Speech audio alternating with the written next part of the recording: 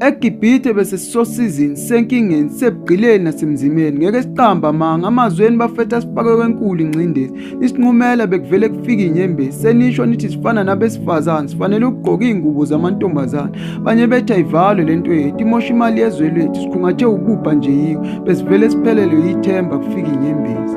kanti uBucks ubefihla ulotshe ebhentshini okuthe uma sevela sesisempini sisho inkosi sikelela kuvuka usinga sinyathela silikhaba sishona kulwandle eligubha amagagasi lapho ulotshe ephakamisa induku ebhekise kwezikafaro sigayegaya amaza nobumnyama kubasibekele bazika bashona phansi enkwazini bekhala umhlaba wonke ubabonile bephela thina iGibhithe sisophinde silibona liphonswe phansi endaweni ejulile linqotshiwe liphelile zikile thokozani ma-South Africa jabulani ma-South Africa abafana baninqobela abafana balishayile iGibhithe thina iGibhithe sihlulile silinqobile sisophinde silibona